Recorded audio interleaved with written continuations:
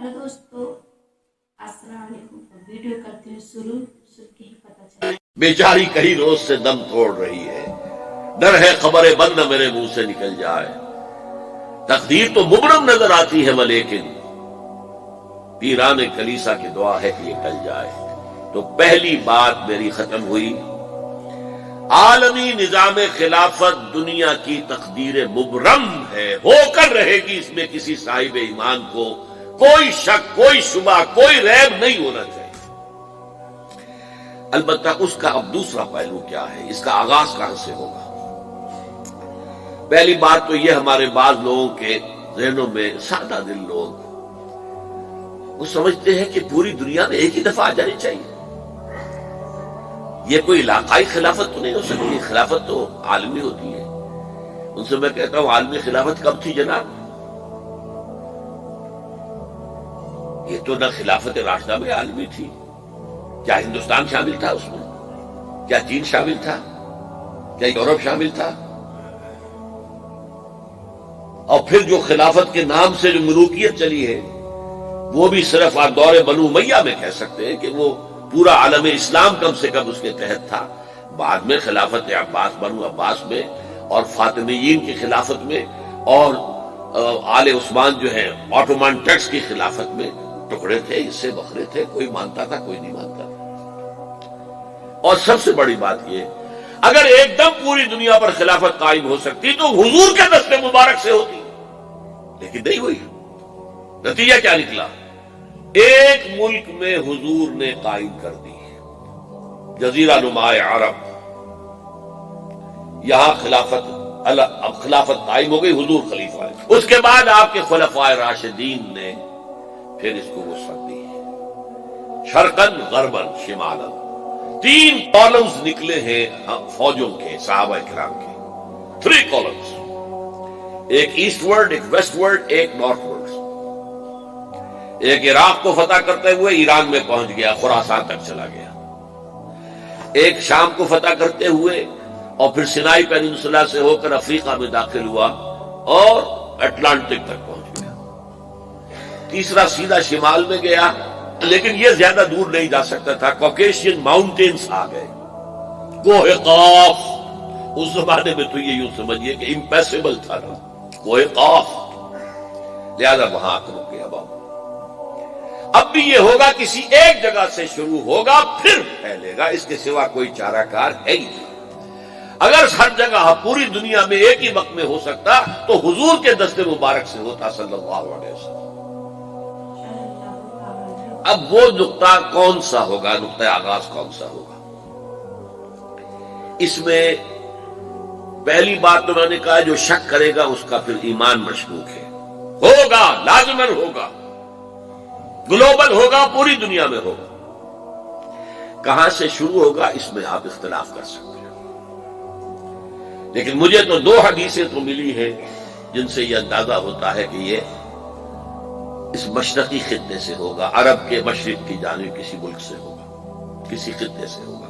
वो हदीसें भी अब आप पढ़ लीजिए पहले। फिर मैं कह रहा हूं, यह खजाना है जो हमने आपकी खिदमत में पेश किया है, काश कि आप इसकी कदर कर सकें। ये हदीसें आपको अजबर हो जाए, याद हो जाए, लौहे कल्ब पर नक्श हो जाए। हिंदुस्तान और खुरासान यानी मौजूदा अफगानिस्तान का जिक्र।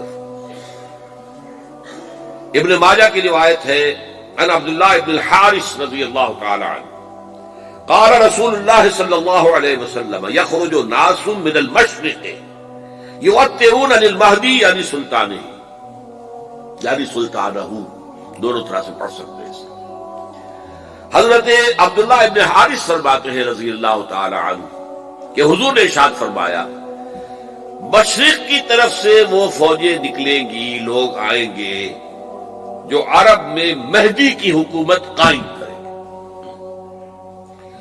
ये मेहदी कौन होंगे इसका जिक्र मैं जरा बाद में करूंगा, लेकिन नोट कर लीजिए कि मेहदी से पहले लाजिमन किसी मशरकी इलाके के अंदर वो निजाम कायम हो चुकेगा, तब वहां से फौजें आएंगी ना। ये मशरिक कौन सा है?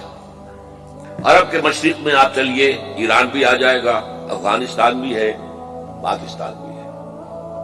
اور اگر اسے اور توسیع دے تو ہندوستان بھی ہے. یہ ہے عرب کا مشرق. اس سے فوجیں جائیں گی. اس کا کیا مطلب ہے کہ اس میں سے کسی جگہ پر نظام خلافت پہلے قائم ہو جائے گا تاکہ وہاں سے فوجیں جائیں گی جو جزیرہ نما عرب میں حضرت مہدی کی حکومت کو قائم کریں گی. اب دوسری حدیث سنیے. یہ سنن ابن ماجہ کی حدیث تھی جو میں نے آپ کو سنائی, آپ نے پڑھی. دوسری عن ابی ہریرہ رضی اللہ تعالی عنہ, یہ ترمذی شریف کی روایت ہے. قال قال رسول اللہ صلی اللہ علیہ وسلم یخرج من خراسان رایات سود لا يردها شیء حتی تنصب بإیلیا. خراسان کے علاقے سے سیاہ جھنڈے لے کر فوجیں آئے گی, ان کا رخ کوئی موڑ نہیں سکے گا, ان کو پیچھے پھیر نہیں سکیں گے کوئی بھی, یہاں تک کہ وہ یروشلم میں جا کر جھنڈے نصب کر دیں گے. ایلیا حضور کے زمانے میں یروشلم کو کہتے تھے. یہ یروشلم تھا جب حضرت سلیمان کی حکومت تھی اور یہاں پر معبد سلیمانی, ہیکل سلیمانی قائم ہوا. پھر یہ یروشلم ہی رہا ہے تاریخ میں, یہاں تک کہ سن 70 عیسوی میں جب ٹائٹس رومی جنرل نے اس کو گرایا, ختم کیا, سیکنڈ ٹیمپل گرا دیا, اور یہاں سے یہودیوں کو اگر نکل جاؤ, یہاں سے کوئی یہودی باقی نہیں رہا, بالکل تہو بالا برباد کر دیا.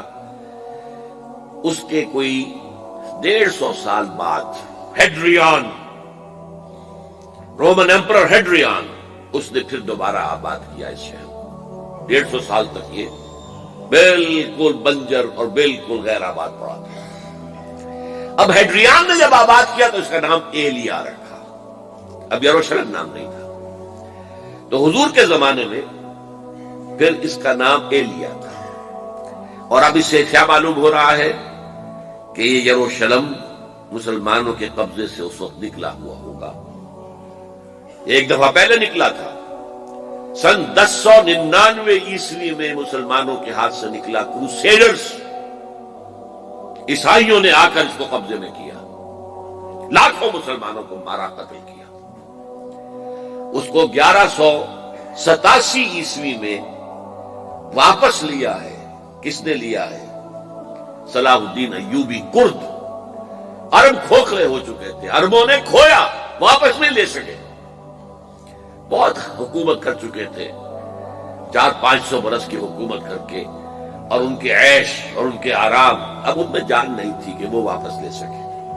واپس لینے والا گرم کرد خون تھا, صلاح الدین ایوبی.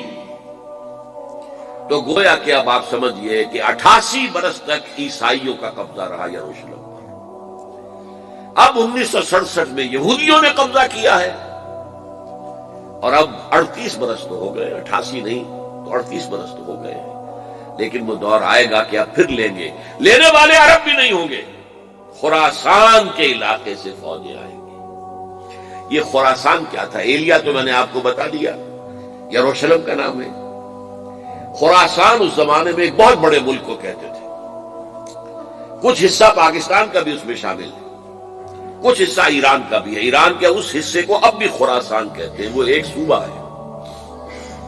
خراسان ایک صوبہ ہے ایران کا, چھوٹا سا. پاکستان میں خاص طور پر یہ جو علاقہ مالا کنڈ ایجنسی کہلاتی ہے, اس سے اوپر جتنا علاقہ ہے, اور یہ جو واخان کی ایک پٹی آتی ہے اوپر, واخان افغانستان کی ایک پٹی سی دم سی چلی آتی ہے جو جا کر چائنا کی سرحد سے مل جاتی ہے. یہاں سے لے کے یہاں تک یہ جو مالا کنڈ کا وہ درہ ہے اور پہاڑ ہے, یہ بھی خراسان کا حصہ ہے. باقی تقریباً 2/3 آف افغانستان ساؤدرن حصہ نہیں ہے خراسان کا حصہ, یہ سیستان کہلاتا تھا, یہ خراسان نہیں ہے. لیکن یہ کہ اوپر کا 2/3 آف افغانستان, اور اس کے ساتھ یہ جو عرب, جو اب یہ ترک ممالک آزاد ہوئے ہیں سوویت یونین کی ڈسولوشن کے ساتھ, یہ سارا علاقہ کہلاتا ہے خراسان بزرگ, دی گریٹ خراسان. اور فلسطین کے لوگوں پہ, غزہ پٹی پر جتنی اسرائیل گولے برسا رہا ہے, بم برسا رہا ہے, وہ تو ان کو پتا ہے کس طریقے سے وہ اس جی رہے ہیں. غزہ فلسطین کربلا بن چکا ہے, ایک ایک پانی کے لیے ترس رہا ہے. पानी के लिए तरस रहा है, खाना भी उनको टाइम से नहीं मिल रहा है। हम यहाँ पे बैठे बैठे क्या कर रहे हैं, वीडियो सुन रहे हैं, सिर्फ दिल दुख रहा है। सारे मुसलमान भाइयों का दिल दुख रहा है, आपका भी दुख रहा होगा, मेरा भी दुख रहा है दिल।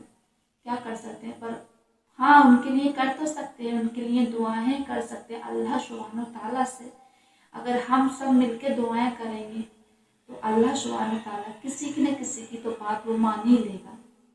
ऐसा नहीं है, दुनिया में बहुत सारे बंदे ऐसे हैं जो अल्लाह सुब्हानो ताला उनकी दुआ तुरंत सुनेगा। इसलिए अगर फिलिस्तीन से मोहब्बत करते हो तो उनके लिए दुआओं में याद रखना। मिलते हैं नेक्स्ट वीडियो में, जब तक के लिए अल्लाह हाफिज।